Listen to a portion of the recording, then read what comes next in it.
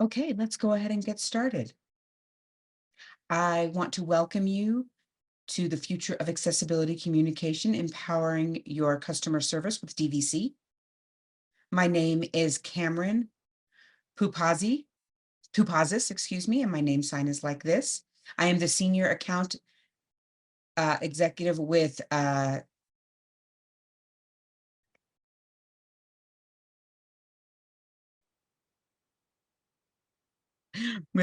Now and that in division. I am a white woman with brown eyes and brown long hair. I have a black shirt on with a black background. We are excited to have our conversation today about DVC. We have a lot of information that we want to be able to share, and we're excited to be able to host this discussion with two experts that we have here with us. I will allow them each to introduce themselves, but before we do that, I do want to do a few housekeeping rules. This presentation is best viewed in gallery mode. So on the top right corner of your Zoom screen, you see a link that says view. Click on gallery mode. If you want to use the closed captioning, you can use that through Zoom. Or if you look in the chat, you will see a stream text link. Please go ahead and click captions there. We are doing our best to answer all of the questions that you pose. And if you can use the QA to put your questions in, we will use the last 10 minutes to facilitate those questions. I'm now going to turn it over to our panelists to introduce themselves, and then we'll go ahead and dive into DVC. So Olivia, would you like to start with introductions for yourself? Sure. Hello, everybody. My name is Olivia Stein. My name sign is O on the shoulder. I'm a white person, non-binary, and I do have a black background behind me. I have a black watch on. I do have tattoos with hazel eyes, brown curly hair that is pulled up, and I'm wearing a polo that is in the color of a dark maroon, and it's short-sleeved. I am the director of the Video Phone Crisis Line Services, DeafBlind. My pronouns are they and them. Thank you, Olivia. Karen. Thank you. I'm going to use the interpreter. My name is Karen Piltz Strauss, Peltz is the middle name, and I'm a white woman with shoulder length brown hair. I'm wearing a lilac, light purple jacket with a white blouse underneath. I'm sitting in front of a framed picture of some trees and flowers. My book is to my left, A New Civil Right, and that describes the history of telecommunications access in America. And I am a legal consultant for communication service for the deaf. I'm also a national advocate. I have worked for about 40 years in the field of telecommunications access for people with disabilities in various capacities, including at Gallaudet University, and the National Association of the Deaf, and as the Deputy Bureau Chief of the Consumer and Governmental Affairs Bureau at the Federal Communications Commission. Thank you. Thank you so much for that information. We are all very excited to have both of you here joining us today. With that, we'll go ahead and get started with our first topic. So DVC, what is DVC? And what is special about DVC and why that makes it special over other communication options? This is Olivia. I'm happy to start on this. So DVC, direct video calling, is face-to-face interaction. It is in real time and it is visual. And so this allows the deaf individuals an opportunity to connect directly with the other person and have a two-way signed conversation. And this is without having a third-party individual in the middle. Now, often we do have a hearing interpreter, so that would be a three-way conversation, but this in turn would be a two-way conversation. And we do have that within our organization here at DeafBlind.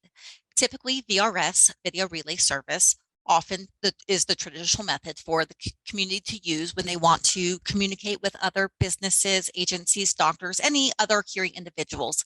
But with direct video calling, DVC, it is direct video communication in sign language bidirectionally, and it is more visual. And so this really does stand out. For example, with Zoom and FaceTime and video relay service, also TTYs. But with direct video calling, it is used more often in our organization for more immediate connections bidirectionally, and we use this very often. So to just summarize, it's visual communication, face-to-face, real-time interaction when it's needed. So I'm going to pick up from that. Thank you, Olivia. I want to give you some history and tell you how we got here. So DVC, as Olivia mentioned, is direct communication, specifically with call centers, when you're talking to customer service agents in businesses and government agencies. But how did we get here? How did we arrive at this technology? It's been a long history. So before the passage of the Americans with Disabilities Act, which most people are familiar with, the only way for people who were deaf to communicate by phone was by using TTYs, which were text-based devices that had keyboards, and they emitted tones over the regular telephone network, and these tones were received by the other party, and they were converted into words. So two people with TTYs could talk to each other. But if you didn't have it, the other party did not have a TTY, like in most offices, doctor offices, teachers, businesses in general did not have TTYs. There was no way for a TTY user to communicate with someone else. So relay services were created. In the beginning, the relay services were text to voice. And so the third party in the middle, as Olivia said, this person in the middle would read what the TTY user typed and type back what the hearing person said. When the ADA passed in 1990, except before the ADA, these services were all over the place. States had them, and they limited their hours, and they limited what you could even talk about. They limited the length of calls, for example. So in the ADA, Congress told the FCC, establish a nationwide relay service center system, and it has to be fully confidential. It has to be available 24/7. It has to have redundancy in terms of power. Basically, what we want you to do, Congress said to the FCC, is provide telephone services that are functionally equivalent to voice telephone services for people. In other words, telephone services through relay that are functionally equivalent to voice telephone services. So this concept of functional equivalency requires that the relay system mirror as close as possible the voice system that hearing people use. In the year 2000, the FCC expanded these services from a text to voice service to one that actually uses sign language interpreters. And that is what Olivia mentioned is video relay services. So still there is a person in the middle. There's two people at the end and there's a person in the middle. Only now with video relay, the person in the middle is a sign language interpreter, signing everything that the hearing person says to the deaf person and interpreting into voice what the deaf person says back. So jump ahead. Now we are in the year 2024 and we have DVC. So VRS was great. And VRS, by the way, still exists and will need to exist for one-on-one calls. But for call centers, there's something so much better. It's direct video calling where the center hires a person that's deaf, preferably, it doesn't have to be, but preferably deaf to increase job opportunities, that knows sign language. And that person communicates directly. They train that person on how to take calls and how to respond to people. And that individual who knows how to sign is available for any person who uses American Sign Language to call in. So for example, Comcast uses it and they love it because now people, their deaf customers, don't need to have an intermediary. The calls are so much faster. They're so much more accurate. When you have an intermediary, without a doubt, there's so much of a greater opportunity for miscommunication. Interpreters are phenomenal. We have a great one on this call right now. But the fact is that if you're going through a third person, you do not own the call completely. There are going to be mistakes. There's going to be a little bit of a lag in time, especially for video relay service, because you have to wait to be connected. And it's just not the same as what I have when I call a company or a government agency and have to talk to them directly. I want to just go over some of the benefits. I just want to mention accuracy. When you have complex subjects, technical matters, medical matters, these can create all kinds of linguistic challenges that heighten the opportunity for errors in translation. The more complicated the content, the more difficult it is to convey through an intermediary, and the more that direct communication in sign language really becomes the only real means of functional equivalency, that golden objective that was created in the ADA. I mentioned calls that deal with medical issues. It's so much more confidential to be able to communicate directly. Again, there are confidentiality guarantees for relay services, but no one wants to talk to a third person when you're talking about sensitive areas like that. And that goes as well for confidential financial information as well. The calls are more efficient. They've been shown to be as much as 83% faster, the VRS calls, which we'll talk about a little bit later, the benefits for companies. And because the the ASL customer service agent is usually deaf, there's going to be a cultural understanding. And so these individuals can grasp the regional variations in ASL and understand deaf culture a lot better.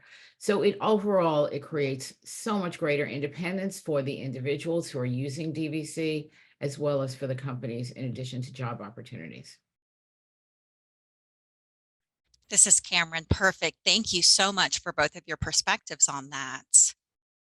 That was such a great segue to the next question. And so you had talked about how this will benefit the company and who will provide the DVC. So if you don't mind expanding a little bit on how both of you guys are seeing the benefits of direct video calling for the companies themselves. Yes, hi, this is Olivia here.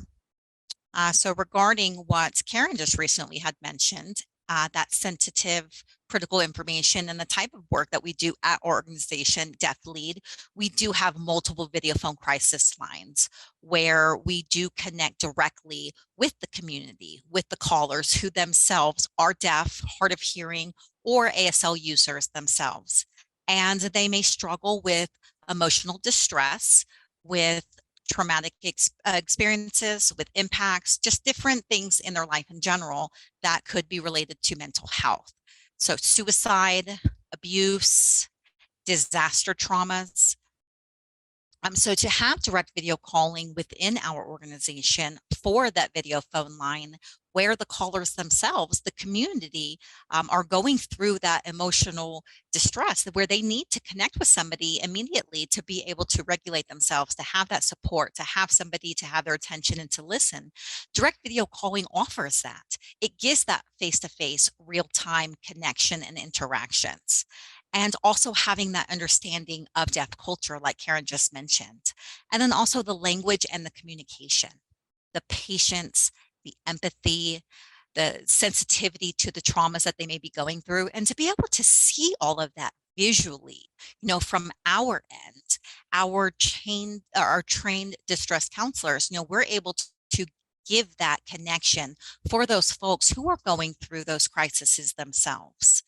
And so the goal here is not to eliminate the video relay service, not at all, but to provide options for the deaf community and for those ASL users. What options do they have out there?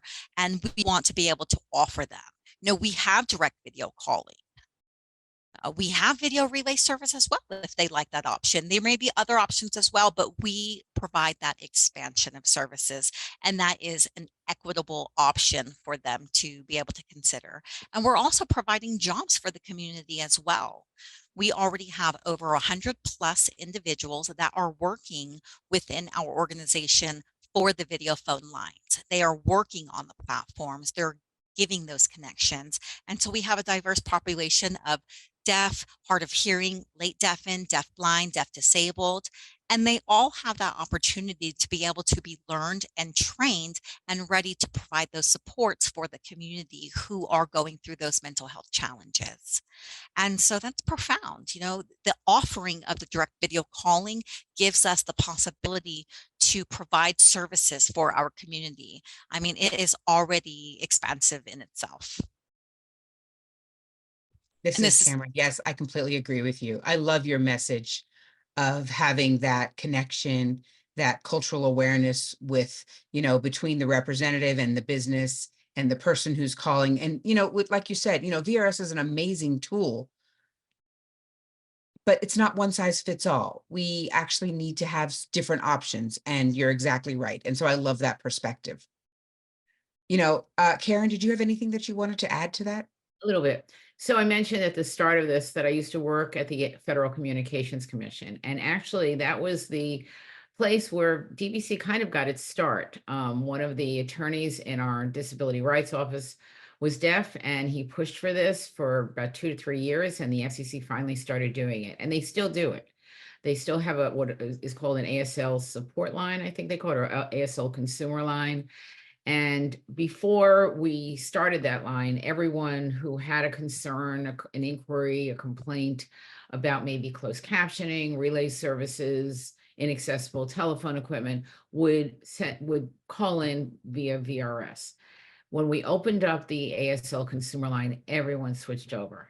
And what we found was that there was a 42% reduction in the length of calls handled versus VRS.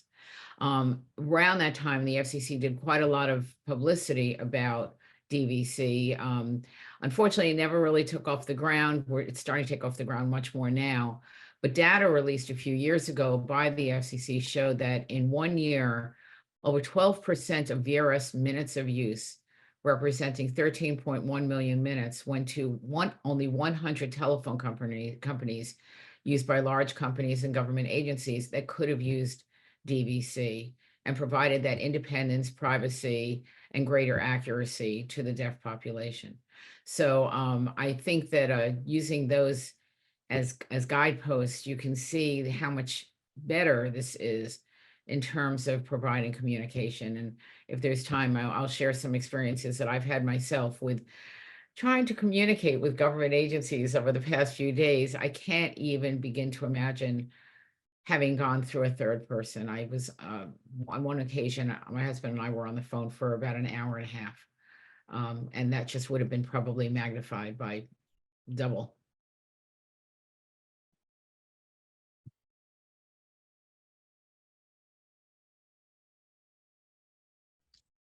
And this is Karen. Yeah, we can talk more about at the end at the questions, but I'd like to talk about the next slide as well. And so I'd love to get your perspective on that. So we've got some people here today at this meeting, and they're listening to your comments. And if they want to be able to help set up direct video calling, what is it that they can do with their companies or legislation? What can the people here do today? So I can take this. Do you want to? Yeah, why don't I take this first? I'll tell you from the regulatory perspective, and then maybe Olivia can tell you from other perspectives. There's actually a piece of legislation in Congress that would direct the FCC to actually consider DVC a form of relay and provide funding support for it. It's called the Communications Video and Technology Accessibility Act. And you can find out more about it by going to www.cvta access. So it's cvta.access.org. There's 2 A's in the middle, but if you forget one, you'll still get to the same place. And that contains a provision in it that would actually directs the FCC to provide some funding for support for this. Not a whole lot of legislation is getting passed in Congress these days, but sharing with your legislator that you support this bill would be very helpful. Something else that is pending is a petition at the Federal Communications Commission that Communications Service for the Deaf filed last March. And it's very similar. It's kind of a parallel track asking the FCC to use some of the TRS funding for DVC, and specifically initiating a pilot program with federal agencies and crisis centers, because we've seen how well it works with crisis centers and we've seen how well it works in federal agencies. And perhaps some funding support can help spur and provide the necessary incentive for these agencies to move ahead. So writing into the FCC, we can provide you with materials on how to do this. We have extensive materials on how to file a comment with the FCC. Just sharing your support for the petition would be one other thing you could do. Great, thank you so much. Olivia, did you want to add something? Yes, this is Olivia. I'd like to add a little bit to that, to what Karen had mentioned. The FCC has been involved with this, providing support for the implementation of direct video calling. More of the general approach for the community and what you guys would be wanting to be considering is that, yes, we do have a very expansive deaf community. We have plethora of people within the community where they do identify differently. And so there are certain accommodations and needs for each of those individuals. There's deaf-blind, deaf-disabled, hard of hearing, deaf. Now, all of them sign, and then they may not all sign. Some of them do sign more than others. And so, each of those identities, but the overall deaf community within your state, your region, we have learned that within our organization with the platform that we use here. While we interact with different individuals, we learn how to really adjust and tweak the platform and see what it needs and improve it to be able to provide those accommodations. And so for you guys, what you guys can do is assess the needs and preferences of the deaf community. Maybe develop a survey, do some interviews, have some focus groups and gather some feedback and some insight and see what their preferred communication methods are, what those accessibility features are, potential barriers out there. So those are some things that you guys can do to implement DVC and look to accommodate the needs for the deaf community. The platform provides the accommodation, but it comes with so much more for improvements as well. If we're wanting to meet all of those different populations within our community. This is Karen. Yeah, I love that. Oh, yes, Karen. I just want to answer one of the questions, if that's okay, that I see pertaining to one of the things that I said. The question said, one of the largest volume of calls by deaf, deaf-blind, deaf-disabled, and hard of hearing is Social Security Administration. Have we introduced DVC to entities such as SSA to secure support for DVC? We did. We tried very strongly. We must have had about 10, maybe 15 meetings with the Social Security Administration back about, I'd say maybe around 7 years ago. I'm no longer at the FCC.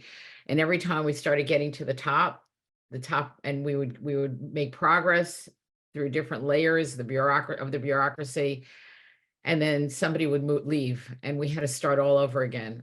So it was a little bit frustrating, but you are absolutely right. The Social Security Administration and IRS, for example, receives millions and millions of calls each year over VRS, and they are a perfect agency to target for direct video calling. And we are still hoping to make headway in that regard.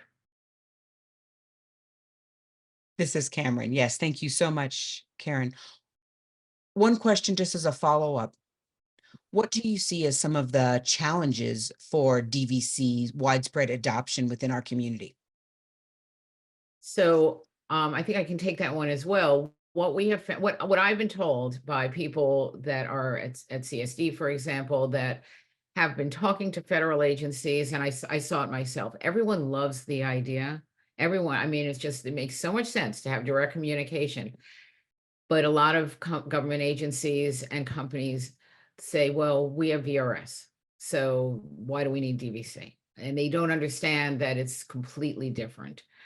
So the barrier is to some extent financial, but also it's a lack of understanding, because again, the efficiency that's achieved, and there will be far fewer errors made in the telephone calls and far fewer callbacks. So in the end, the company wins. Customers are far happier. constituents are happier, taxpayers are happier, everyone wins. The government can get its work done more efficiently, so can companies. But initially, it's a lack of knowledge about DVC, a lack of understanding, and also a lack of understanding, and this is really important, that American Sign Language is not English. And people assume that the preparation or delivery of materials in text, for example, in writing, is sufficient. And that's not either, because ASL has a different grammatical structure and syntax. And so being able to communicate in one's own language directly is just completely different than going through a relay service. This is Cameron. Thank you so much, Karen, for adding that additional information. I also wanted to ask, you mentioned financial. So is DVC an expensive concept? Olivia, you want to take that? This is Olivia. DVC can be expensive.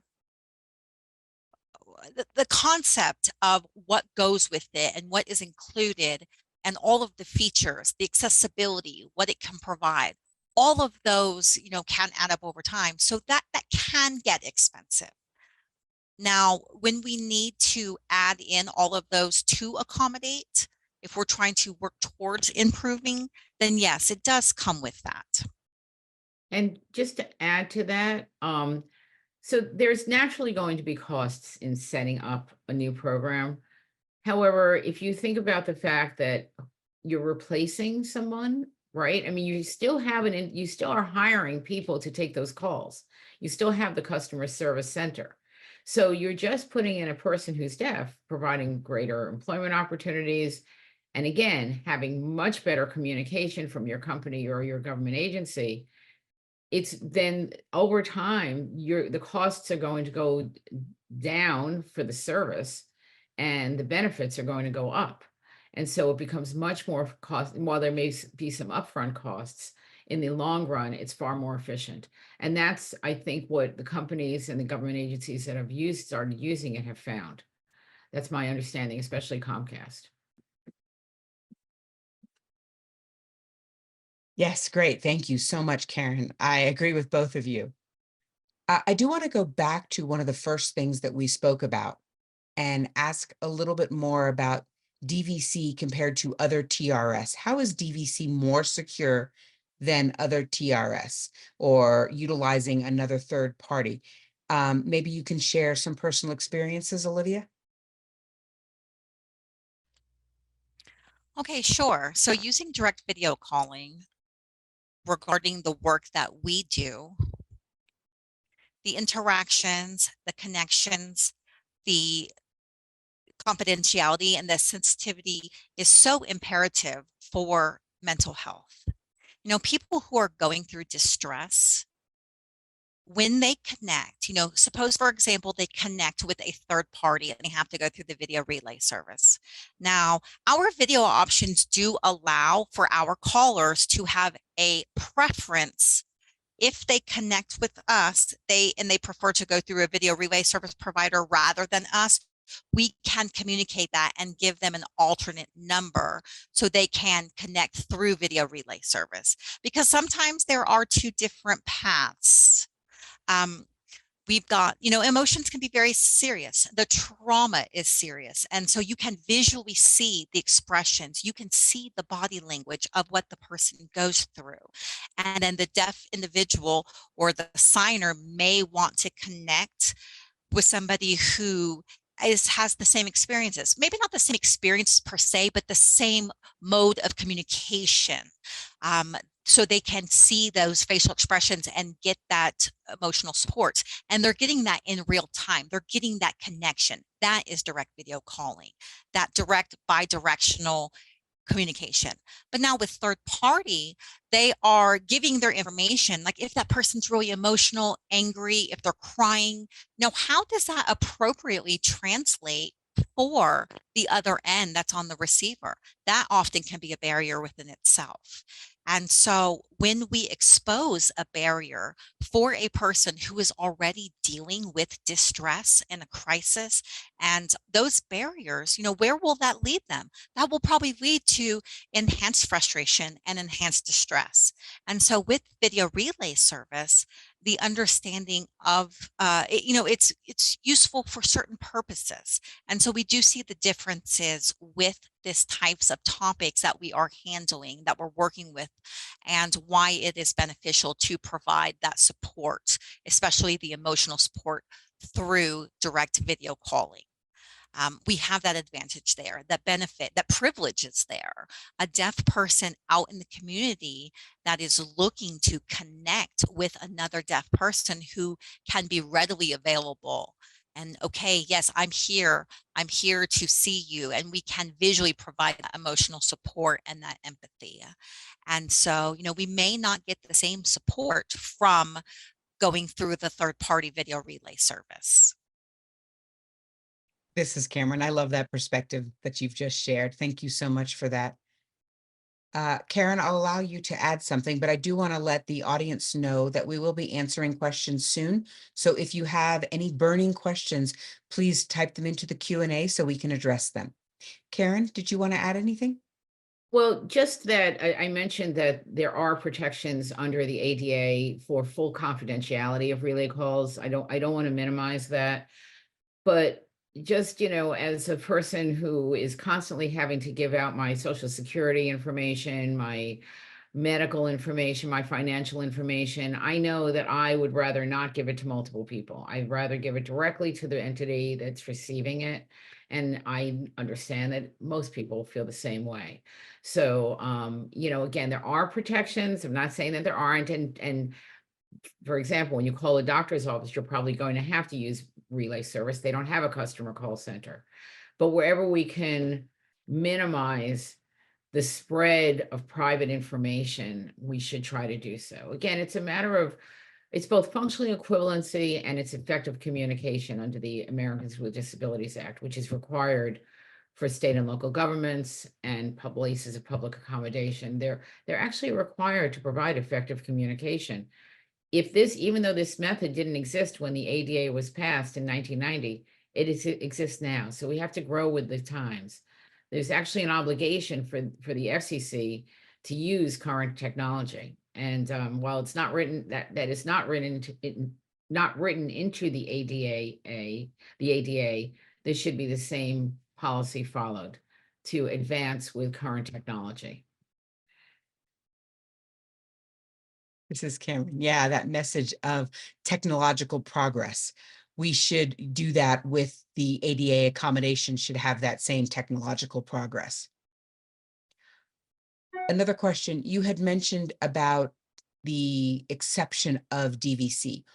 Which organizations do you feel would benefit most from DVC and providing that DVC support for their deaf and hard of hearing callers? This is Olivia. I can start on this one.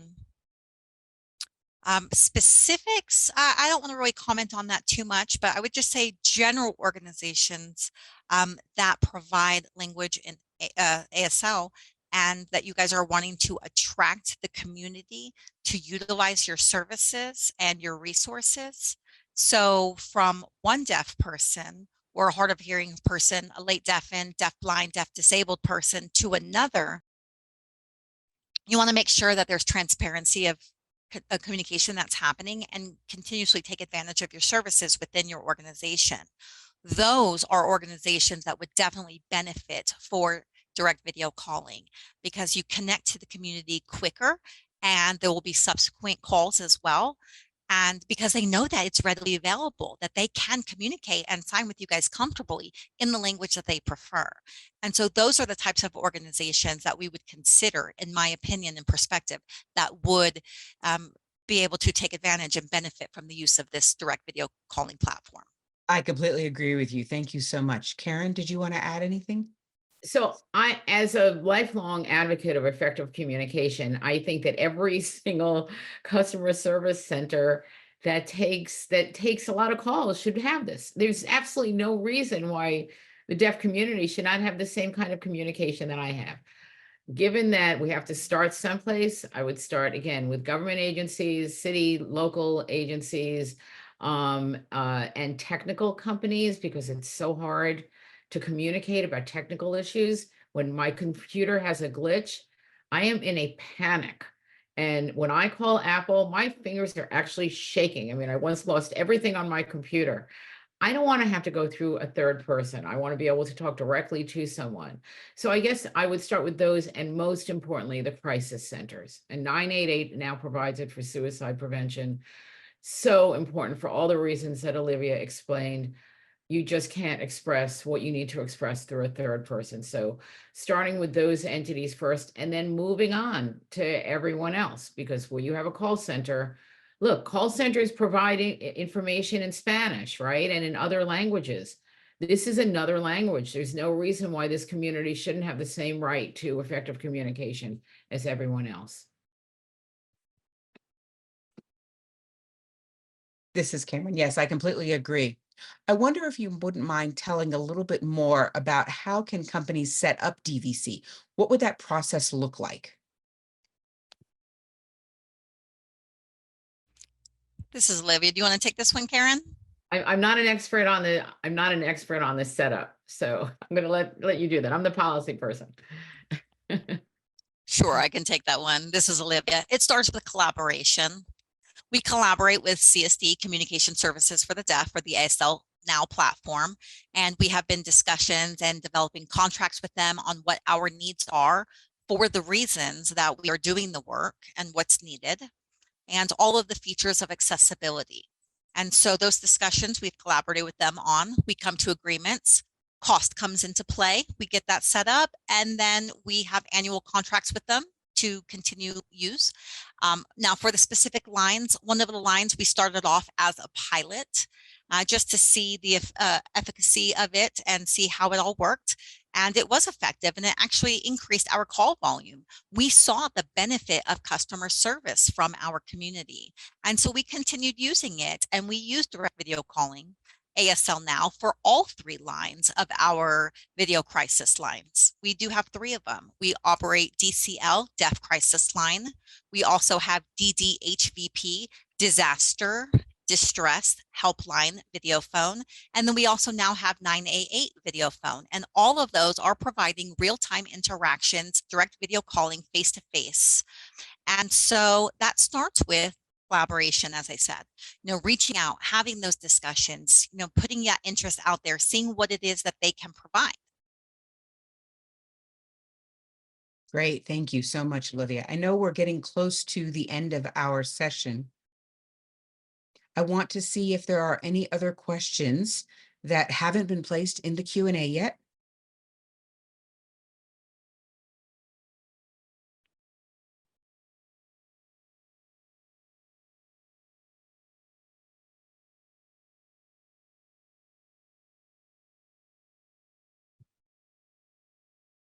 If you don't have any questions, I want to add one thing to what Olivia just said. When setting up DVC, it is really important to work with deaf organizations. There were a couple of DVC centers, actually not even DVC centers, DVC lines set up in a couple of federal agencies in around 2017, 2016 or so. And they failed because there was no effort at all to provide outreach and education to the deaf community. There needs to be a cultural component to setting up DVC. And so CSD can provide that, as Olivia said. It needs to be done with the deaf community, in conjunction with the deaf community. The other thing I want to mention, I mentioned commenting to the FCC on the petition and reaching out to legislators for the legislation that's pending about DVC, but probably one of the most important things that consumers can do is to contact the companies and agencies that you want DVC from.